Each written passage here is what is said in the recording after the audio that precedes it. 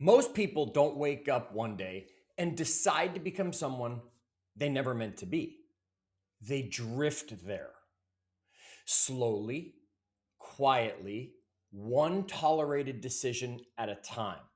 Welcome to today's episode of the Achieve Your Apex podcast. I'm Chad Hyams, your voice of reason. And today we're talking about something subtle, something I don't often do, something subtle, something dangerous, and something completely fixable: identity drift. Here's what it looks like. You're working out for a week, then two, then you start saying, I used to be in shape. You miss a few calls, you stop prospecting continuously, and then you say, I'm just not wired like I used to be. You start compromising your small standards. You start letting things slide a little bit. You start explaining behavior you would have corrected in the past. Before long, you look up and you think, how did I get here? Research from the University of Southern California shows that habits shape identity faster than identity reshapes habits. Let me translate that into English.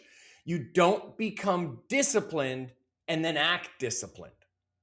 You act disciplined, and that behavior installs identity to you. The reverse is also true. Repeated inaction installs a new identity in you. Identity drift is not dramatic. It's gradual, very gradual. It happens when you tolerate what you once corrected, when you normalize what you once resisted, when you justify what you once challenged. That's drift. Here's the real danger that comes. Drift feels comfortable in the moment because it removes tension, yet it adds weight. Let me give you an askformation that might help. Who am I becoming based on what I am repeatedly allowing? Ask yourself that and sit on it for a minute. Who am I becoming based on what I repeatedly am allowing? Not what you intend, not what you post about. We know how real some of that is. Not what you say you value, what you actually allow. Sit with that.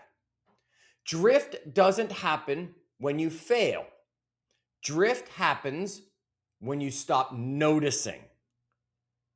Please listen to that one more time. And you don't have to hit the back 30 seconds. I'll just repeat it.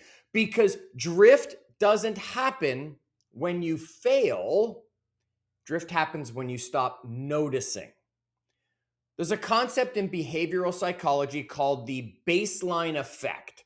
Your brain adapts to whatever becomes normal. If excellence is normal, you rise. If mediocrity is normal, you adjust downward. Your standards quietly recalibrate to match your behavior. That's not weakness.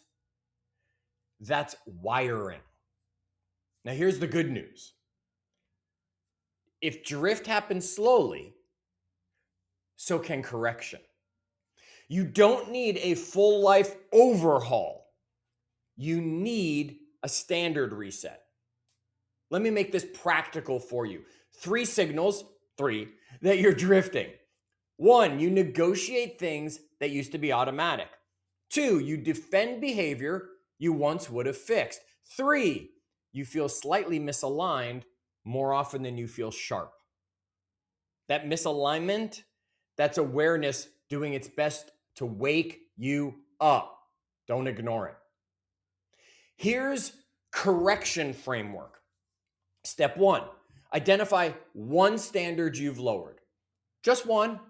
Is it in your fitness? Is it in your focus? Is it in your financial discipline? Is it in your communication, your energy, your integrity? What's one thing, one standard you've allowed to lower? Maybe you used to work out 5 days a week. You're down to 4, down to 3. Maybe you used to drink a gallon of water a day. Now you're down to 2 or 3 glasses a day. Maybe you used to live by a budget and your money was being handled well. Then you just kind of threw that out. And even though you're making more, magically you have less. What's one standard? Now, where did you once hold the line more tightly? What was the standard? Step 2, restore the smallest version of that standard. Not intensity, consistency. So if you used to work out 5 days a week and now your workout standard is I don't work out at all, don't go back to 5, go to 1 or 2. Maybe 3. Work your way back to 5, smallest possible to get you going. If you used to prospect daily at your job and now it's only once a week, go back to 10 minutes daily. Small, repeatable correction will beat a dramatic restart. Now, step 3, lock identity language in. Instead of saying, I need to get back in shape, say, I'm someone who works out. Instead of, I need to be more disciplined, say, I'm someone who keeps my commitments. Because identity will drive your behavior. Behavior reinforces your identity, and the loop is either drifting or building. Depends on you. Let me anchor this clearly for you. Drift, very quiet. Correction, very deliberate. Drift feels passive. Correction feels intentional. And here's the truth that most people will avoid. You're never stuck. You're never too old. You're never too young. You're never too overweight. You're never too poor in your business. You're never stuck. You're always drifting or directing. There's no neutral. Ask yourself this: who do I choose to become again starting today? Because the fastest way to stop drift is not shame, it's decision. Research from the Harvard Business School shows that commitment clarity increases follow-through by over 65% compared to vague intentions. It's not motivation, it's clarity. You don't need the hype. You need a decision. One standard restored, one commitment honored, one behavior repeated. That's how your identity tightens.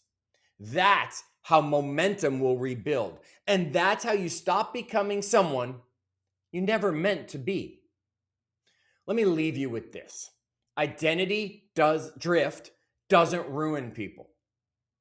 Unnoticed drift does. Pay attention. Restore one standard. Hold the line. And as always, keep climbing.